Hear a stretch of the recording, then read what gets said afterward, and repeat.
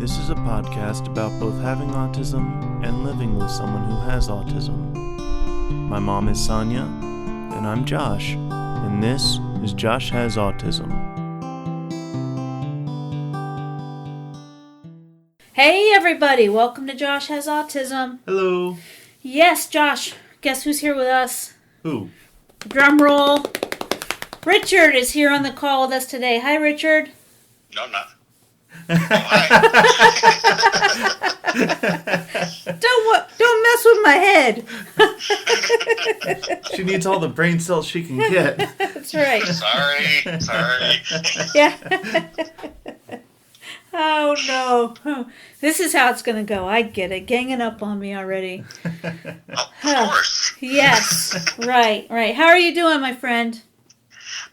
Been crazy. Been very crazy. But how have you been? Doing all right. We're making it through. Glad that it's a new year. Glad that we're doing the podcast again. So Yeah. It's just I know. some things You to look forward especially. to. I feel so bad for you guys. I've been in the background, just kind of watching everything, going, "Oh my God, you guys are going through so much." Yeah. It was an insane year last year. Lots of losses and illnesses. So here we go. Starting fresh. Yeah. Absolutely. Yeah. So I'm so grateful that you can be here with us today because there is a subject, and we did a podcast. It's called Changing Gears. It was podcast 177 for anybody that wants to listen to that again and to follow very clearly what I want to talk to you about today. But I'm asking your help on a subject because I'm very frustrated with trying to understand the nuances that Josh describes to me about when he can and can't do something. And, look, I try to be very patient about things, but I don't know the difference sometimes. I don't know if this is really a hurdle that Josh is going through or if it's BS. I don't. And I can't say I can say this for sure, that it's not always one and it's not always the other. But I'm seeing more and more times where I'm asking him to do something and it's not getting done. You agree with that, Josh? Yeah. There's... That does sound like a total affirmation. I mean, it's But what do you disagree with on that?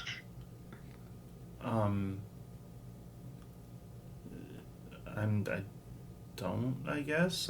It's... Here's where I'm having troubles and where I'm hoping that Richard can help out here with this. Because for people that are listening, Richard also has autism. He's married. He has a full-time job. He is successful, is like a very successful story for somebody with autism, let alone anybody in the whole world. I mean, he's our friend, and really, I value his input here. Here's what I'm talking about specifically. When Josh puts out these parameters on what he can and can't do, we try to respect those, we don't always handle things well. We're not always able to provide that perfect scenario. But there are times, lately especially, where we are doing our very best to provide that perfect scenario. He agrees to be a part of something at a certain time, and then shows up, and he says, "I can't do this today." And I've asked him, and pop in anytime you want here, Josh, because this is, Josh has autism. So how you feel about it certainly does matter. Yeah. What I don't understand is when you try to explain to me how you can't do something today. And we've even laughed about this. So let's just say he goes, "I need this, and this." And I go, "Okay." And I provide this, then this. And then he goes, "No. Still can't do it today." And I'm like, there's got to be some give here. There's got to be a point where you show up in responsibility and do this. And this is why Richard's going to help, because I'm just aggravated at this point. So maybe he can help give you and others that are having a difficult time working through something, because I don't know what it is, and I don't know how to help you because I don't have these same experiences. I just see it from out here in the cheap seats, I don't know. So, Richard, what do you do when you feel like you can't do something? How do you push through that? Because you have these feelings, and have you felt in your life the way that he's describing, which is that, well, I'm speaking for you. When you have these feelings, what does it feel like where you just can't?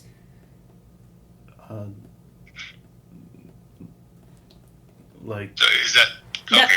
Go ahead. I was trying to get Josh to help out because he knows exactly how he's feeling. Instead of me sitting right next to him describing how he's feeling, he could probably tell you. yeah,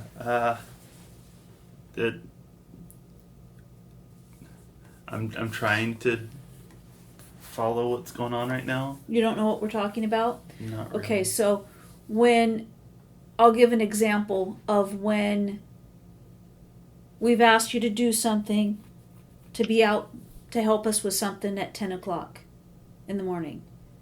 And you go out there at 10 o'clock in the morning, we start to talk about what we're going to do, and you put your hands up and say, I can't do this today. Okay.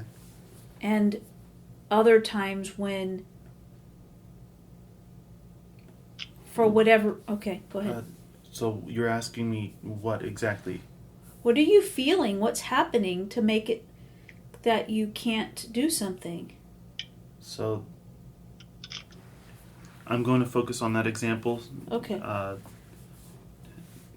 There are several different factors that can play into that. The easiest one of which to respond to that is that I'm not there mentally. I'm not at that time capable of helping out with what you're asking me to do. And it's really difficult, not just for you, but for me as well, whenever that happens. For you, it's fairly obvious because you're frustrated. I said I would do something, and I'm not there to do it. And I'm not helping with whatever you're asking me to do, and that's frustrating for you. I get that. Mm-hmm. On my end, in that situation, Mm-hmm. I'm frustrated with myself as well that I can't mentally be there to do what you're asking me to do, which just feeds that feeling of not being there and not being okay. We got an email from somebody that listens to the podcast, and she's just lovely. She sends us, I think this is the second email that she sent us. She's lovely. She's was wondering if you feel pressure when we ask you to do something, when we ask for your help with something. Yeah. I'm not. You're gonna have to be a little bit more specific about that. I'm sorry.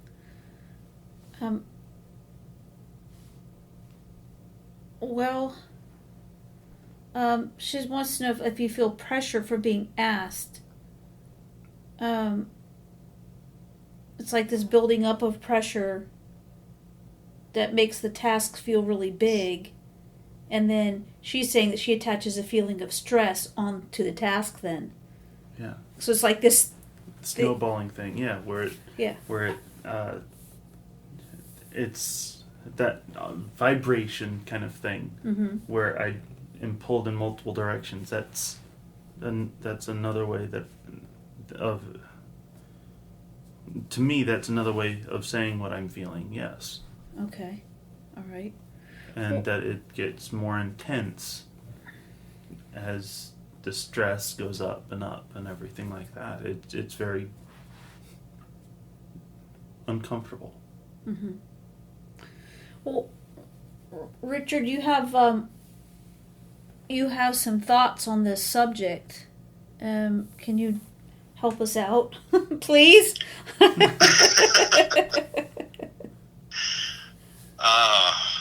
That in particular, some of the stress comes from because it's new. Yeah. And once you get over the newness of a situation, it starts becoming routine. And you know how we feel about routines. Yeah.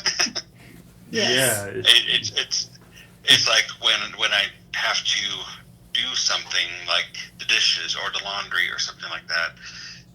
It's not no longer new for me because I've done it 1,000 times and I have a system down. So it's no longer stressful for me.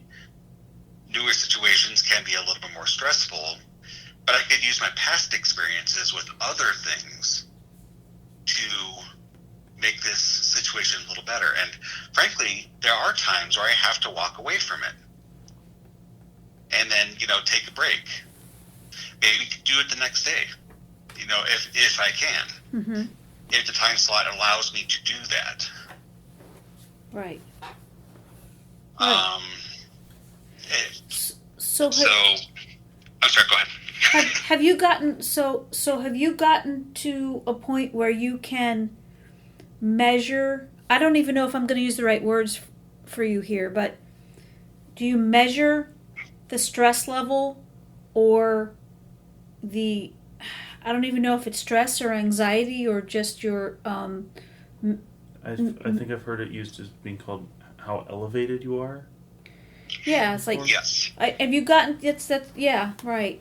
Have you gotten to a point where you're able to, like, do you have your own meter where you're able to go, all right, this one I am not going to overcome today, so I'm setting it aside for tomorrow. This one, I'm uncomfortable, I don't want to do this, but I can manage this.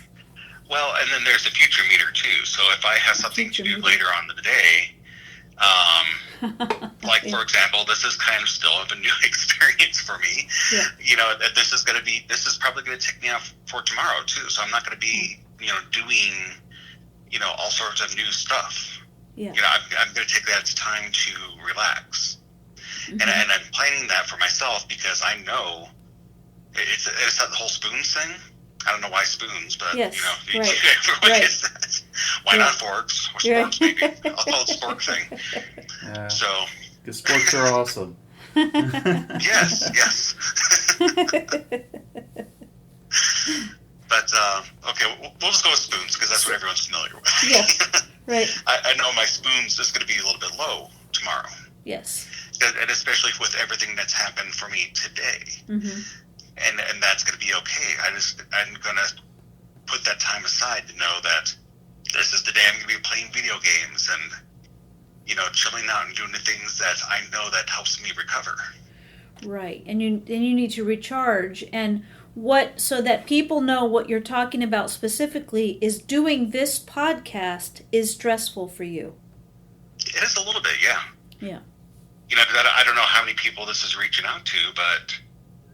it is still, it's not a very comfortable thing sometimes, Sure. But I really do want to reach out and, if this does help someone, I'm 1,000% for it. Not that that's a thing, 100%, I guess. Look, I am grateful if you help other people, but please help me. That's my goal. Yes, help. Yeah. So I interrupt. That's why we're talking. Yeah. So you're basically saying that you, like, as far as the spoons go, is that you kind of keep track of how much energy you're exerting on different things during the day, and you try to manage what you've got left. So, Yes. okay. And have you gotten to a point where you can see, so like today you're doing this podcast. Mm-hmm. And for you, Josh's meditation is reading a book. Your meditation is video games. Right. And so does that mean that you know yourself well enough that tomorrow is a video game day, or a portion of it anyway, because that's your recovery time? No, it's pretty much the entire day. Okay. Oh, okay. And I'm going out for a massage too, so it's good. the only real stress that I'm going to have tomorrow is going to be driving to an appointment. Mm-hmm. But today, I helped a friend at 3 o'clock in the morning. Yeah. I got up and I helped set up a television, which was really bad. Uh-huh. Nothing was working correctly. Uh-huh. And then we went to the zoo, and then, it had all these stimulants. So, and then this. You're just wiped out. I can't even believe you're even here. Well, and I'm stretching myself for this reason, too. This is one of the reasons why I am doing this right now, is to kind of show you that it can be done. You can stretch yourself, but allow that time to recover. Otherwise, you're going to be in a bad space later on if you just keep on pushing and pushing and pushing and pushing. Yeah. Well, sometimes the question that I have for you is that sometimes Josh, from the outside, so it looks like he's had the downtime. I try to go by, what he's described to me and what he needs, and regardless of what it is, it's not working, and I hear him say that he can't do something an awful lot of the time. And what do you do? How do you work through that, Richard, when you feel like you can't do something? What, that, because you can't just go through life saying you can't do everything. Right. So how do you in a sense, it has a lot to do with adulting, because there's things that you may have low energy for, but you have to do it anyway. Yeah. Like, if I get up at 5 o'clock in the morning to go to work and get ready and do my routine to get ready to go to work and then drive and then go to work and, start doing my, my stuff and drive home and then deal with the people that are being pushy and traffic and, that whole thing, I'm already wiped out from when I woke up. Right. But I still have to do it. Yeah. And that's just not an autism thing, too. That's an everyone thing. Yes. Neurotypicals have to do the same exact thing. They have to go to work and they have to do stuff when they're exhausted. Yeah, I think it's a good point that you just said, though, that about driving, how that stresses you out, because I hear a lot of times people seem shocked that Josh drives. And, it is stressful for you, isn't it, Josh? Even more so if someone else is in the vehicle with me. Yeah. Right. You don't want anybody with you. You don't want the radio on. You don't answer your phone. You don't, all you want to do is focus on driving. Right. Yeah. And that wears you out, doesn't it? It does. And it's really, even if I don't drive very far, whenever I drive, it's still stressful. Richard, what age were you when you started driving? 16. Oh, wow. Okay. Josh didn't want to. He started when he was 18. Yeah. And that's okay, because everyone has their own time frame. You see, I was pushed into a lot of things. There's a lot that happened in my life that's kind of made me who I am, and for good or bad or otherwise. It's I was pushed into a lot of things. So really, I had my car when I was 15. Mm-hmm. I was working in my family business when I was 10. Mm-hmm. I was managing when I was 14. I was doing. It's like, because of everything that happened in my life, those are the kind of things that I was pushed to doing. It's not like I wanted to. I had to. Right. And you are older than Josh. And when we talk about a time, the older somebody is, the chances of them having a childhood where autism was not understood just increases. Oh, and it definitely was not understood at all. Yeah. In fact, I didn't even know it existed. Yes. I just thought I was an alien. Right. You know, Yeah. I was literally looking up to the clouds sometime going, when is the mothership going to come down and take me away from this world? Because this sucks. Yeah. Josh says, yeah. Right. And I didn't know there was, my people out there, Yeah. just who are a lot like me, trying to struggle through the same things. And my heart goes out to Josh, and my heart goes out to everyone that's struggling through all this, because it is tough. Yeah. But at the same time, we could do a lot more than what we are allowing ourselves to do.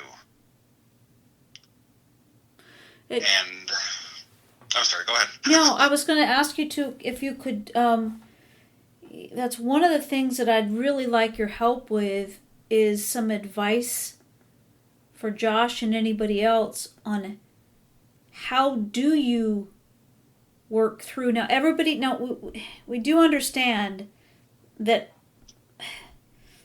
there is a spectrum for a reason, because there's people along that spectrum from one end to the other, and some things are going to be easier for other people in certain regards. So we do acknowledge that completely. We can talk about Josh right now and you right now, because We're involved right now. because you know one another, you're comfortable with one another, and I think that your advice would be helpful to me, but helpful to Josh too. So anything that you can advise right now on it, because I feel like we're stuck. Do you feel like you're stuck, Josh? So I feel like we're not getting anywhere. Kind of like these things, these parameters that are in place to help you to thrive. We do hear an awful lot of times, I can't do this today. Yeah. Like, how often do you think it happens if you're going to put a percentage on it? Like, if you put all the tasks that, you gave Josh to do, and there's the ones that he's done versus the ones he says I can't on, what would you say that percentage is? I can look for a ratio. So completed versus I can't do it? Yes.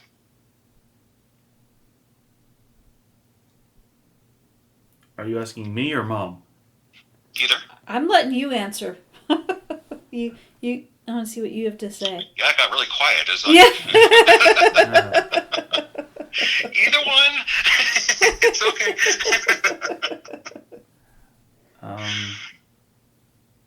So it depends. I will say this. Clearing the dishwasher, just about 100%. Helping out in the kitchen, 65, 70 okay, at best? So it's 65 to 70% can't do it, and like 100% can't do it? No. 100% of the time Josh will clear out the dishwasher. I hate, of all chores, I hate clearing out the dishwasher. I'm short, right? I know, I'm 5'2". Taking dishes out of a dishwasher and reaching up to put them away, I don't like it. It doesn't feel good. I don't want to do it. Everybody else in this house is taller than me. So just, so I just let them do it. I don't want to do it. So yes, Josh will 100% of the time accomplish that task. If it's out of the ordinary, I would say he only accomplishes out of the ordinary tasks about 10% at best. Do you agree,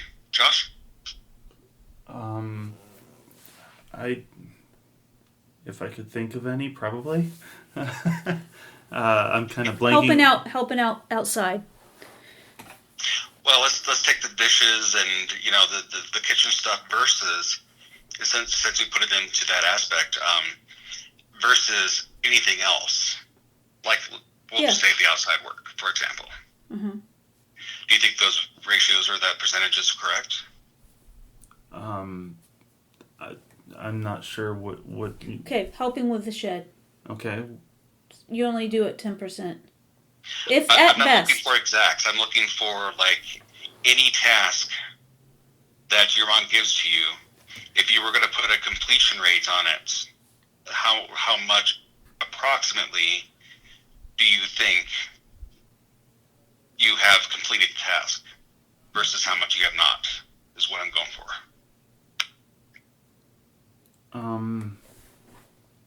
How far back? Because that matters too. Let's just say within this year. No, I'm sorry. Within let's start over. Within a year.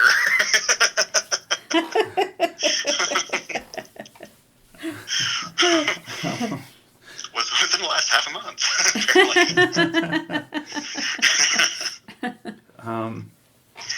This is just rough estimates anyway, so there's nothing serious about this. It's just right. I'm kind of asking for a reason. Okay. So a percentage of completed, you said? Or yeah, so how much do you think you've completed versus how much so as you know with percentages, you take all the tasks, and if there's 100 of the tasks, how many of those 100 tasks do you think that you have completed? That I've asked you to do. Yes. Oh my gosh. Do you think it's like less than 10? More than 10? I don't know. I don't know. Okay. There's too many variables, and I'm not understanding it fully. Yeah, he's not quite getting the question. Well, okay, then I'll give you the solution and the reason why I was even asking that to begin with. Just let you know. A lot of time on that. Right, that question was abstract to him. There were no concretes, and so he cannot function if there's no concretes. Right, Josh? Yeah. Well, and being into accounting, those are the kind of things I have to go with. Is sometimes there's approximates. Right. So they may say something like, "Hey, how many statements are there in today's batch?" And I may not have looked at the number right off, but I know an approximate it'll be about 2,900. Mm-hmm. I can't give an exact. Right. But I just gave a number right there. Right. So that's kind of what I was looking for is like... right, but those are also strictly ones that you've looked at for that day. So it has a distinct parameter. Not necessarily, because sometimes I pull them in different days. Sometimes I pull them on Thursday, sometimes I pull them on Monday. Sometimes because of a holiday, I have to pull them on Tuesday. So those are the kind of things that don't matter. So when they ask for a number, that's kind of what I have to give. Without less exacts. So yeah. So let's just say that my guesstimation is probably the tasks that I asked for help with. It's very difficult. It's known tasks that he's familiar with. He could accomplish about 70%. Tasks that he's not familiar with, I would say he accomplishes about 10. At best. At best. Okay.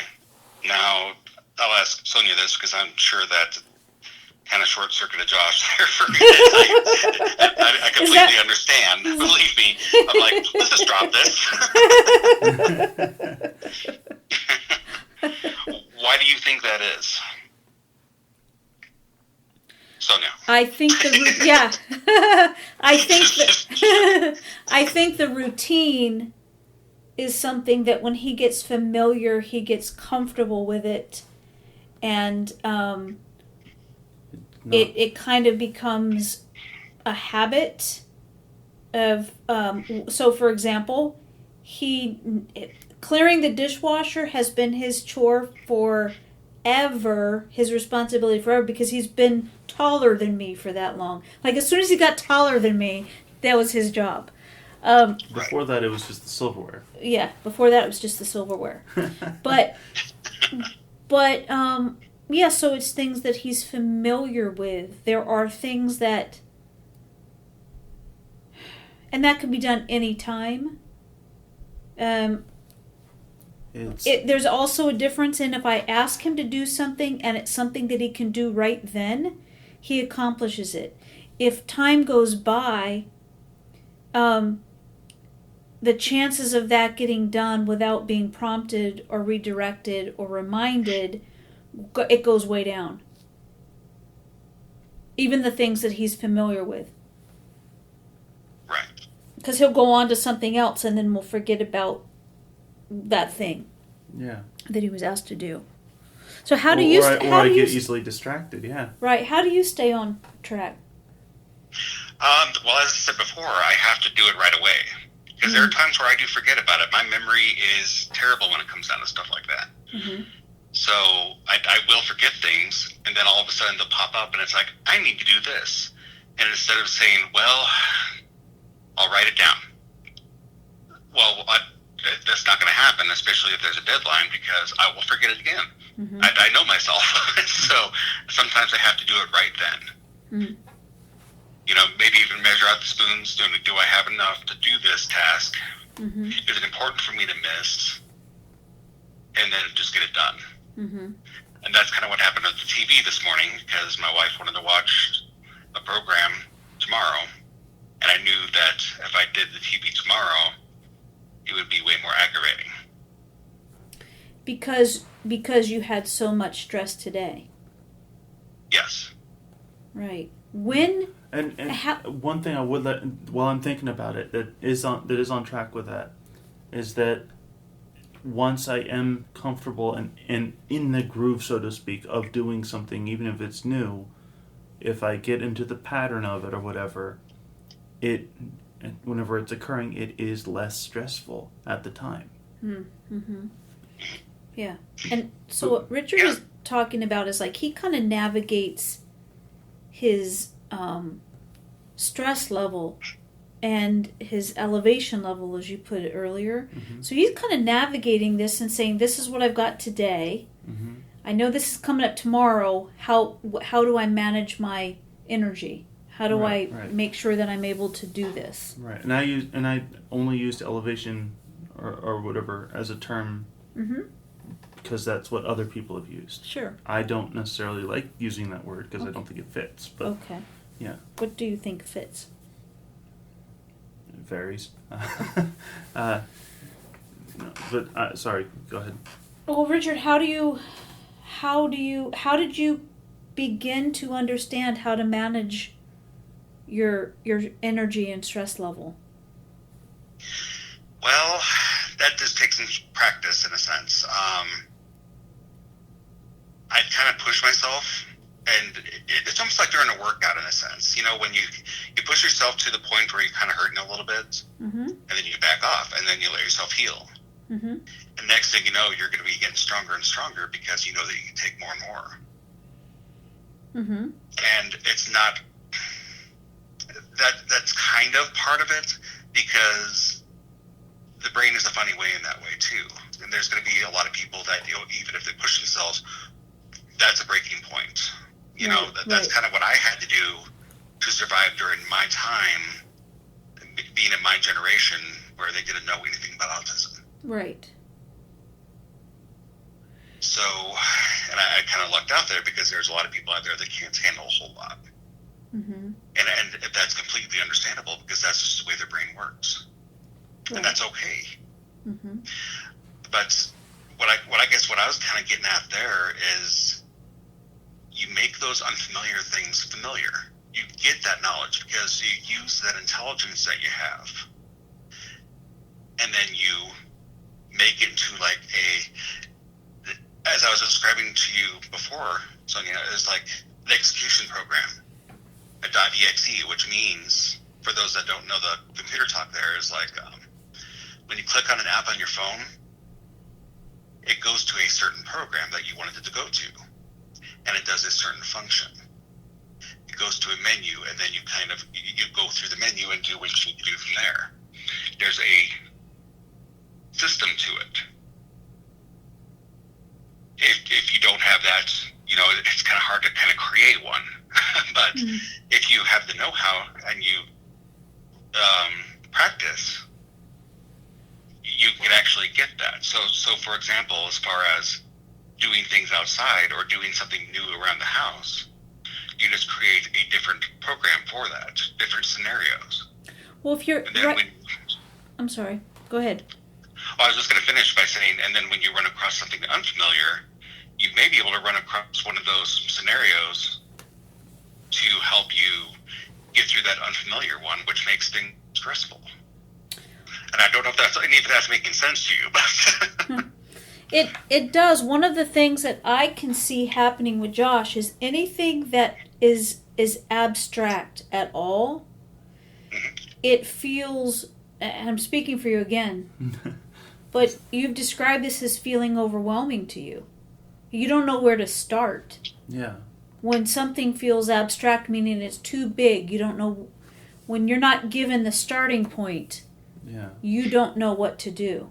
Right. And it's not even it's not only whenever it's abstract like that, it's whenever there's not enough definition for me to answer something, for me to do something. Did you ever have that experience, Richard, where you feel like something feels so overwhelming and big that you don't know where to start, so you just don't? Yeah. In some things like that, though, you have no choice. Like what I spoke about consequences before, the consequences of like what is happening right now. For example, let's just say I don't know, name something, Sonya, because I'm kind of like zooming out here. Doing the TV. Okay. Tonight versus tomorrow. Or today versus tomorrow. So you're talking about your energy level, like conserving your energy? Yeah. Is that what you're talking about? Let's see. Here's the thing: is like just the same with Josh. I kind of lost track of my thoughts. So. Oh, okay. Sorry, I was trying to give you an I example. get where you're coming from, Josh. In other words. So let's start over. Let's start back a little bit. So okay. That can kind of get me back on the right track. So. Let's start over here. So what was the question exactly? About you. Do you have this issue in your life where something feels so overwhelming and stressful that you don't know where to start, so you don't start? Well, okay. And what I was getting at before is that there's some situations where I had no choice. Right. So, like with the TV, for example, it could sit there in the box and I could do nothing about it. But there's no point. And it just stresses you out more by having it sit in the box all the time. Right. And then there's... So going back to what... The email that was sent to us when the question was asked is does it feel like pressure to get something done that somebody else is asking you to do? Yes. Does that cause more, like, how do you work through that? Because then this person said it, and then Josh agrees that there's all kinds of, the pressure builds, and then you feel like the stress is attached then to the accomplishment of this task. Does it build up for you, or once you start doing the task, do you begin to feel better? When I complete the task, I start feeling better, in a sense.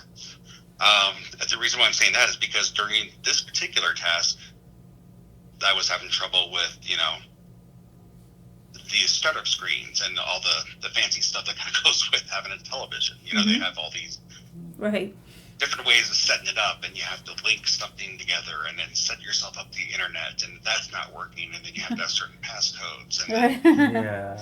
you're about ready to throw the remote against the wall. Right. Right. It's like, well, now it doesn't really work at all. Yeah, smart TVs are really good at figuring out how to get you frustrated. Yeah. They're really smart And like it works. that. It does work, because I was quite frustrated at it. But I got to tell you, when it's done, it is off of your mind. It is completed. Yeah. You don't have to worry about it anymore. And that's the beauty of getting things done, is that instead of it sitting there and stewing about it, you just got to pick yourself up and kind of go, okay, I know that I have low energy right now. I know I am upset. I know that I don't know how to do this. And then you use that brain of yours and figure it out.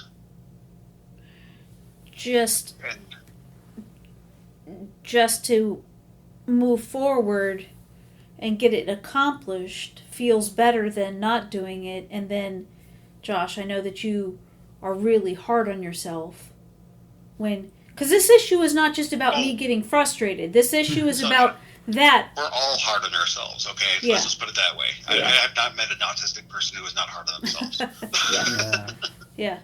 Yeah. But, and sometimes we can be our worst enemy, and that's also draining. Yeah. It absolutely is.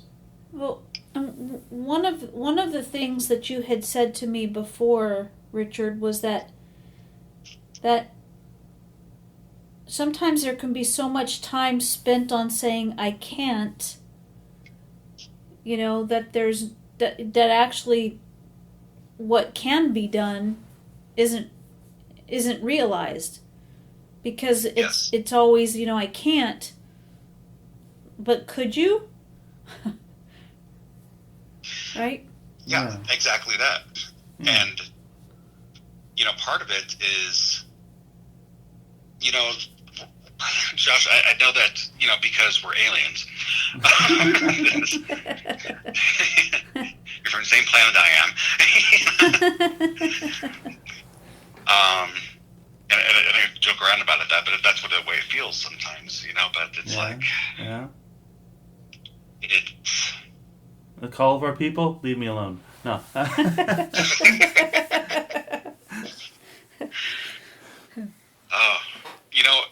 And I apologize for this, because I kind of forgot where I was going with this, and this might not be, very good. No, that's okay. That's okay, because what we have discovered is that you have had a very full week today.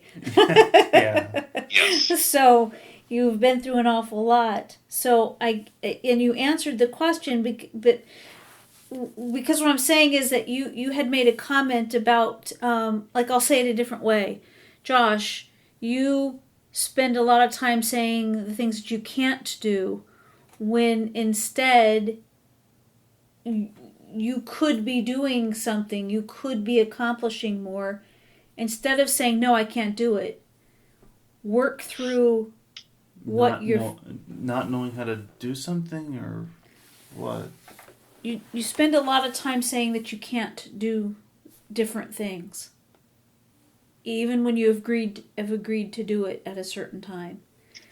I kind of remember what I was getting with this too, and I apologize, because my brain again is like shorting out now. And at least people can see this, and see that this is a common thing. Yeah, sure. But it's like, if you look at it this way, because we're aliens, and again I joke around about that, because it's almost like we are coming from a different culture entirely than the neurotypicals.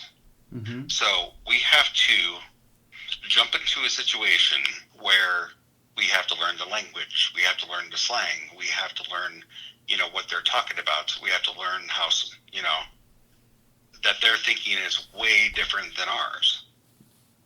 And then we have to figure out how to fit in, because otherwise we're going to be teased, and hence the bullying and stuff. And part of being this way is also like you have to be a student of psychology in a sense, trying to figure out what do these people want, Yeah. And that's where the masking comes from, because we want to fit in, but it's also about because we are bullied and and Different. don't fit in and different. Yes, exactly. We tend to do things alone, and so we tend to seek the answers out in our own brains instead of on the outside. So like Sonya, for example, if you don't know something, you're going to go to your husband, you're going to go to someone else, Right. maybe a friend, and try to figure out, hey, do you know how to do this? Right. We don't, because we don't have the friends. We don't have, maybe the communication skills to try to determine where to go. Well, I think that you're right on track there, because there's a lot of times when I will find out after the fact that Josh just didn't have an answer. Well, and I asked him, well, how come you didn't ask me that? And he goes, well, it didn't even occur to me to ask you about that. So when you say, like, it could very well be the lack of a friend maybe, but also it certainly is the that it's, I don't know if you have this, Richard, or not, but Josh has all kinds of things swirling around in his head, and just a fraction of those things is he able to get out of his mouth. And, Yes. and even a fraction That's of exactly that, what's happening. even a fraction of that getting out properly. Yeah. Right. What'd you say, Richard? Right. No, I'm 100% with you. That's exactly what it's like. That's exactly what it's like. And in some respects, that kind of, you're lost in your own head, and you can figure out things like a lot of people can't. Mm-hmm. Yeah. And you kind of rely on that instead of you relying on other people. So when you're trying to, I'll just bring this up. The construction of the shed. When you're working with your dad, the 20-minute conversation is you spinning in your head trying to make things perfect, and things may never be perfect because you don't know all the variables. That things could go, this and that way, and you don't know because it's too complicated. And so you spend more time talking about it than just doing it. Well, this is when you have to reach out to your dad, for example. He has this experience. Just zip it and do what he said to do because he has that experience. Now, okay, let's take the worst case scenario. He cut a board too short. Okay, he gets angry. He's more angry at himself, because he screwed up. Mm-hmm. Yeah. That's fine. That's going to happen. The worst thing to happen is you are out of board. Yeah. Rather than wasting so much time and energy and spinning your tire, spinning your in circles here, just trying to See if there's a helpful, better way. Yeah, Exactly. and so use his expertise, use your mom's expertise. If there's and then you can, if it's not working for you, you can expand on that. So let's just say let's go back to the computer program thing, execution file, clean your room. Yeah. It's such a vast thing, Mm-hmm. Yeah. but your mom might say, okay, well, start with the shelves, or do the laundry first, put that in the bin, and then then vacuum or something, but then you might find out that, well, this works better. So you change that program within yourself to where... It's more efficient. Exactly. And, since you're an adult, she's not going to say anything about that. Just as long as, your room's clean. That's all she cares about. Yeah. We're the one that cares about that execution program and how it works and, Yeah. making it easier on ourselves as well as, soothing that brain of ours. Because that's all we want is that brain soothed. Just stop talking. Yeah. Hey. No, not you, Sonya. The brain. I had a clear feeling that you We'll both. go there. No. I had a clear feeling you both were talking about me. Go clear the dishwasher. I really didn't mean that, Sonya. It's got unfair real quick. No, our brains are like, nagging us all the time, and it's like, no wonder why we have to have like the noise canceling headphones, and I have to have my headphones on all the time, listen to music or podcasts or something like that. Yeah. By the way, for your listeners, the one thing I listen to is Josh Has Autism podcast. It's really awesome. You might want to give him a 5-star rating. Stick with us, and that's what I listen to. I don't know about you.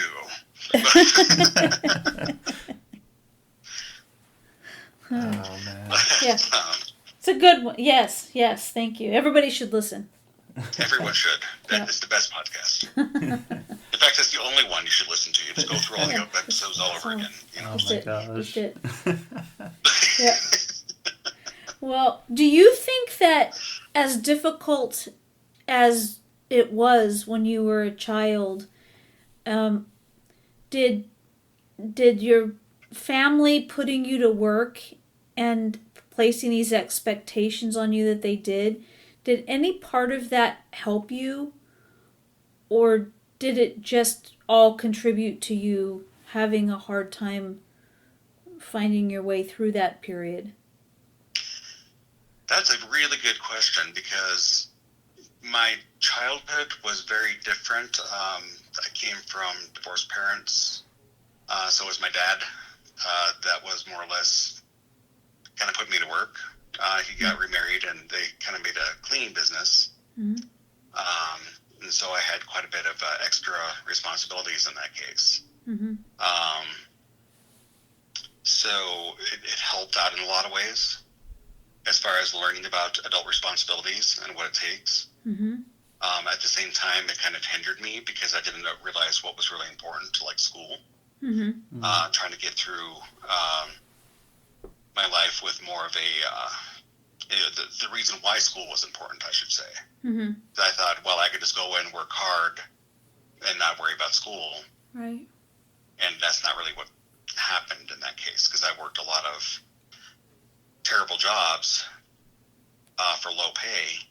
Yeah. When I really could have been doing more. Mm-hmm. And if I was encouraged to do that, and maybe worked with a lot better, then I probably would be a lot further than I am right now. Yeah. I was just... I was wondering, because you've gotten to a point in your life where you're very good at managing yourself. You've gotten very good at recognizing your stressors and limiting those when you can. And the things that you can't control, you balance them with what you include in your day the rest of the day, or the next day. You give yourself the downtime. You figured out how to create balance in your life, and I think that's pretty incredible. I think that Josh tries to create balance. There has just become a point where, don't you think, Josh, that there's a lot of things you feel like you can't do, which, like, we do this all the time, we talk about this all the time. Like, I think you can do so much more than you feel like you can do. And I don't mean like, oh, anybody's disappointed in you. I'm saying in anything. Like, you know what I mean, for yourself, not for me, not for anybody else, but that you can do anything you want to do. Essentially. When he's talking about cleaning your room, you could figure that out. It's like how he just said, you could break it down and figure that out and then accomplish that. Yeah, there's a lot of stressors and a lot of different factors, but eventually, yes. But once you get over that, you get over that hump, you will figure out a pattern on how to clean your room, as an example, and then you'll be able to do it 100%. Yeah. And in fact, you'll be doing it without without being told, Well, let's not be hasty here. No. I have faith in you, Josh.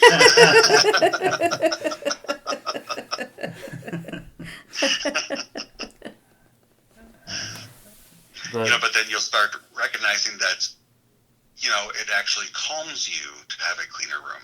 Yeah. And if you look at when your room is like stinky and you're stinky and, you got laundry all over the place and, you got stuff all over the floor, and that doesn't make anyone feel good. Right. So. Right. But it's also, it'd be a sense of accomplishment. And that's the thing that learning how to do the things on your own is so important, because I really do feel like you're going to feel much better about yourself once you begin to do these things. You figure out, like if you take Richard's example of, he's saying you can't put it off because you'll forget. Right. So when you see something, do it. The other thing is that when you're being asked, say for your dad, rely on other people's expertise, because he's really good at that. Yeah. And just ask him to break it down for you. Tell me exactly what you want, Dad. Do you want me to hold this? Do you want me to hand you this? Do you want me to... yeah, I'm here. You have to tell me one step at a time. Yeah. What you don't need. Be afraid to speak up, too, because, if he says, here, hold this, hold it. If he says you're not doing it right, tell him, okay, what am I supposed to be doing? Right. Yeah. Right. Hold it which way? You can maybe not snap back, but, just say, explain and show this at a 45-degree angle. Yeah. Where are you going to hold this at? Yeah. You're not being very clear there, because they might need to take a step back, but at least you're accomplishing something then instead of just talking. Right. Does that make sense? Yeah. Mm-hmm. Like, for example, the issue with the tire, when I heard on the last podcast, if it was me, for example, and it would have been easier for me, because I don't know the layouts or anything, so it's kind of hard for me to really have an image in my mind over this. If it was easier for me to get the keys, and back up the car and then put the tire in the car there, and it doesn't matter. Okay. It really doesn't matter how the tire goes into the car, unless you're like putting it in the back seat and it gets mud all over the back seat or something like that. Yeah. There's like little things that really doesn't matter. You can just do it yourself. And if your dad asks, "Hey, where are you going?" I think to put the tire. Oh, I'm just backing up the car so I could do this. And I'm sure that would be okay. Yep. That's kind of part of adulting there. It's like you do what you need to do to get it done rather than ask a bunch of questions. Yeah. Does that make sense to you? It does.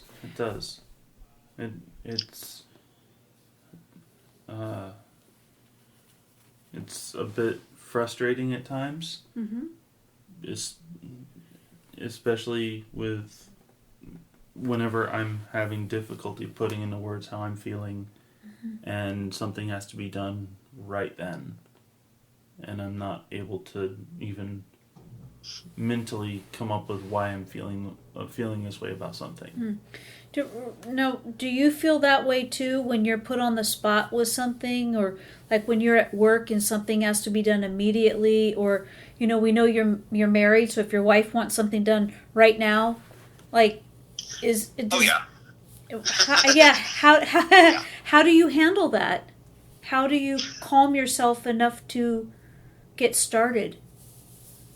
Depends on the person and the situation. So like with my boss, I can't exactly say, "Hey, you really can't be doing this to me because it's really making me feel uncomfortable."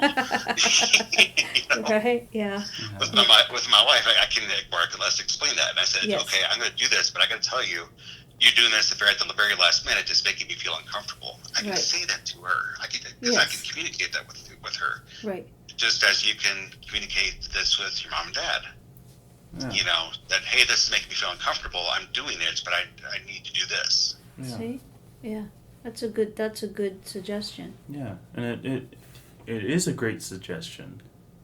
An in the moment issue I have, and I've always had growing up, especially, was implementing that in the moment. You mean coming up with the words? That's part of it. Or taking yes. action? I mean, right now we're coming up with ideas of things I could have done, and that I can do in the future. Mm-hmm. But if it's an in the moment thing, I'm not necessarily going to be able to remember all of this in the moment, let alone be able to put things into words in the moment. But this also just takes practice, because that's kind of the difference there, is that when I say consequences, if you're in my first email, when I was mentioning to you guys about consequences, I was mentioning consequences as in adult consequences. So, for example, if I don't do the laundry, then I have stinky clothes. And people are not going to look at me very highly at work. If I don't take a shower, I'm going to stink. Yeah. And that means I shouldn't go to work because I'll be stinking. Yeah. So if you don't do the laundry, your mom will do it for you. If you don't take care of that tire, and this is kind of where your dad just kind of stepped in and said, like, well, I'm going to have to do this anyway, it's going to be quicker. He's going to take care of it. Mm-hmm. That's your consequences versus mine. Mm. So you're saying he doesn't have any? He really doesn't have any. Yeah. So, that's kind of the difference there, is that, Josh, if you don't pay rent, you don't get kicked out. If I don't pay rent, or in this case, my mortgage, then guess where I'm going to be? I'm going to be on the street. Right. I got nowhere to go. I got nothing backing me up there. Well, you'd have a brand new shed. That's the consequence. Sonya, you built me a shed? That is amazing. You're welcome. Wow.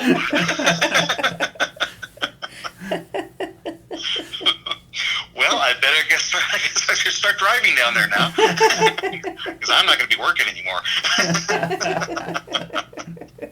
I'm not doing your laundry. What? Don't worry, Why just stick not? with mine. Right. Oh man. Yeah. Well, maybe we can write the things down that he's talked about, because I think those are really good suggestions. Yeah. And I do think that what's so important is that, and the reason this frustrates me so much too, is not, okay, there's a part of it where it's aggravating to always feel like, well, what's gonna happen? Like, what are the reasons today? What are the, what are the possibilities today? We just don't, they change all the time. Right. I think that it's, what's aggravating to me and frustrating as well is that I believe that you can do these things, and I know that it probably feels scary to do it sometimes, or uncomfortable, stressful to do them. Mm-hmm. But like Richard's saying, is if you break them down, if you just do them instead of, Right. you break it down, even if you don't get the whole thing done, you're going to feel a sense of accomplishment. Right. And that's awesome. I get that. It really does feel good whenever I can do that. Yeah. I'm going to stop right there and say this. You can do it. I know you can. Period. 100%. Yeah. You could absolutely do it. And the thing is that we had a lot pushing against you, and you have a very supportive family. I love you guys. You guys are amazing. That you're being so supportive and everything. I didn't have that as much. And at the same time, we are often told by our peers, by our doctors, by the people that think they know autism when they don't, because, it's saying that you can't do this, you can't do this, and you can't do this. And well, I thought I was stupid at one time, a long time ago, because I didn't understand school, because I was not getting the patterns. And once I figured out the pattern, I was getting A's, in college. But I had to get past that. I was saying, instead of just saying that I can't, to this internal feeling of, yes, I can, no matter what anyone else says. And that includes your doctors, that includes your peers, the people at your school, everything like that, because they don't know. Right. And that's what I'm saying. Just you guys were all supportive, but there's been many people in Josh's life that were not. Correct. And this has probably happened to every single autistic person that's out there that is listening to this or not. Yeah. We've been told we can't, and we can. We definitely 100% can. Yep. Yeah. I agree with that. Rant off. I guess. I guess the only other part to that I'd like to raise, I guess, is what happens when those spoons you're too full to have anymore. That's a good question. So, Richard, if you've used up your spoons, what do you do? How do you, if you've had a full day, like this, for example, is a perfect example. I don't think you had spoons to do this podcast because you've already done so much since 3 this morning. The things that you listed that you've done, help a friend through a tough situation, put a television together, go to the zoo, where the zoo, the animals, the zoo, it's not the animals either, it's all the kids. Oh my God. The kids are the animals, okay? That's right. Right, and so all the animals are in their pens going, what the hell's going on here? Right. Oh my gosh. So they trained us to throw the peanuts at them. So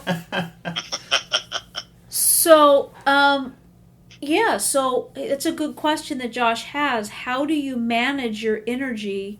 Especially if, like in your today, for example, if after this is over, we're done with the podcast here, you have 2 or 3 other things of equal stress value that pop up. Yeah, and that's the point where it's like, I know my schedule well enough to where it's like, unless there's like a death, or unless there's someone that needs to go to the hospital, or less, Yeah, right. It's something like along those lines. I try to have ways to kind of curb having a meltdown.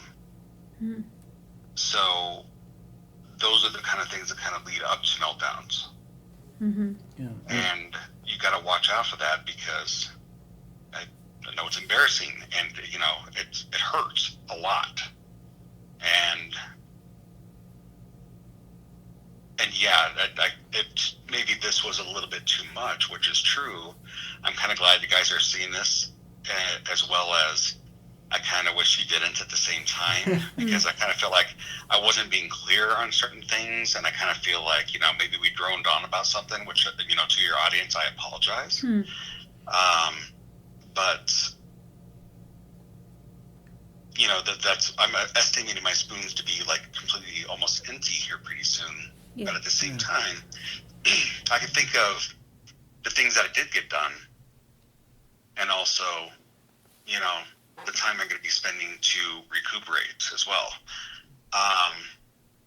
If I didn't have that, I would actually, getting back to that, I apologize, but getting back to that, I would block out certain senses that would help me get past it. So I might put in my headphones, listen to podcasts. Josh has autism. 5-star rating, by the way. like I listen to calm music, or something that would calm me down, instead of rile me up. Right. Like I would not listen to news. I would not listen to death metal or anything like that. I would listen to something like maybe light jazz or acoustic guitar. Yeah. Something along those lines that kind of calm me down. Now I'm more of a different in that sense. You're a little bit different than I am on that, Josh, because I know that you have to sit down and read to kind of get away. Yeah. But, I mean, that's my preferred way. Yes. Yeah. Now, are there any other ways other than reading that kind of help you? One thing that I used to do when growing up and everything was listen to CD player with headphones in and everything, MP3 player. I would play video games, different things like that. But you raised another point there about like heavy metal versus an acoustic guitar. There's very different sounds coming from it. And yes, there are people that can play an acoustic guitar as a heavy metal, but right. But one is soothing. Yes, one is naturally more soothing. Yes. Yeah. Some genres of things, whether it be music, even video games, can be more soothing, more mindless almost. Mm-hmm. Yeah.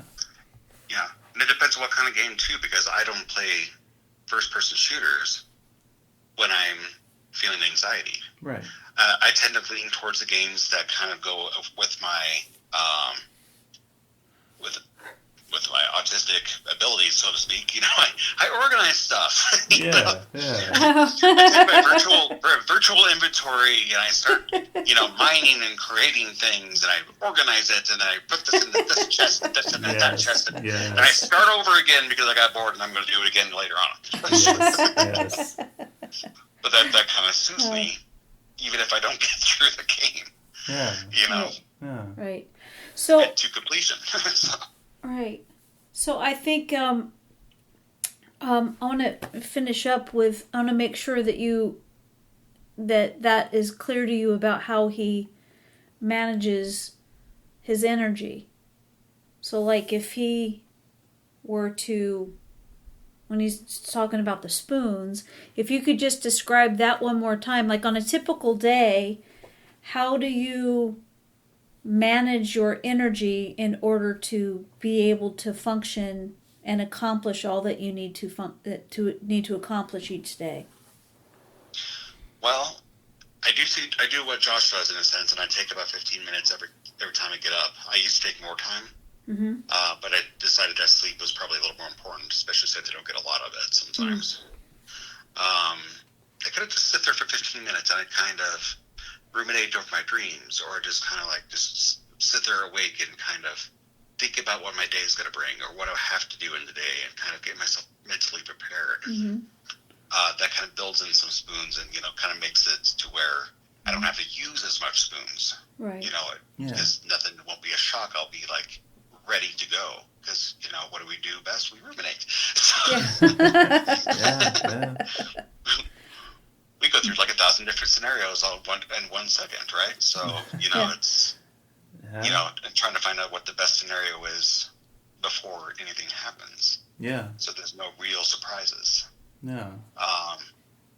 And then, that's when I kind of do my chores by, making the coffee in the morning and, taking a shower, and I have to do things in a certain way so I don't forget stuff, because I know my brain, I will forget stuff. So. Yeah. So routine. Routine is a good one. Yeah. And then, if there's something, again, I kind of bounce it out by using my knowledge and my skills to bounce out anything that may pop up as far as anything negative or shocking or something like last minute or that's what a lot of these phone calls that I get sometimes come in. It's like, hey, I pay for this, and so I have a routine that I do when those kind of, abrupt calls come in, or my boss tells me I need this now. Yeah, like, It's another analogy for that pops in my head right now is whenever you open a new Word document, there's all the different templates you can use, and then you adapt the template you choose to what you need. Bingo. Yes, that's a very good one. Yeah. That's very good. I like that. Yeah. Makes sense, huh? Yeah. Well, is there anything else that you wanted to share with us tonight, Richard?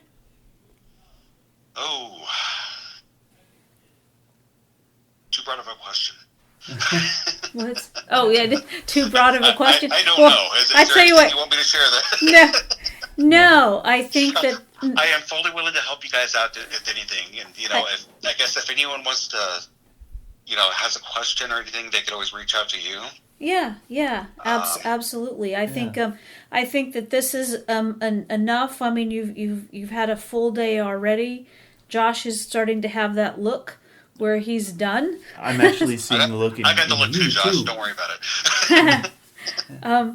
So I think this was fantastic, and we appreciate you so much. And we of course would love to have you back on in the future. Yeah.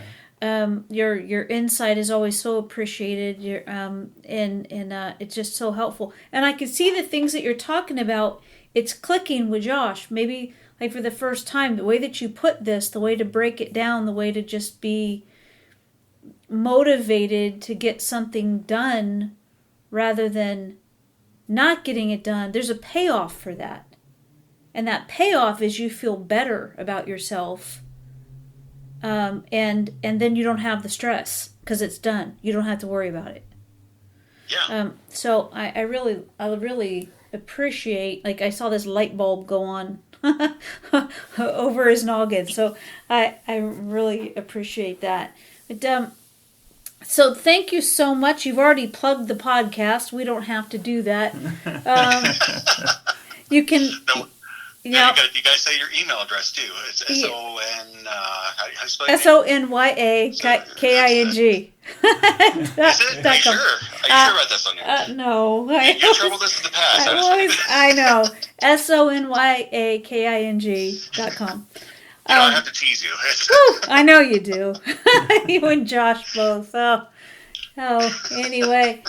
So, Richard, thank you, my friend. We appreciate you so much. For everybody listening, we hope that you are happy and healthy out there. Take care of yourselves. Hug the people that you love.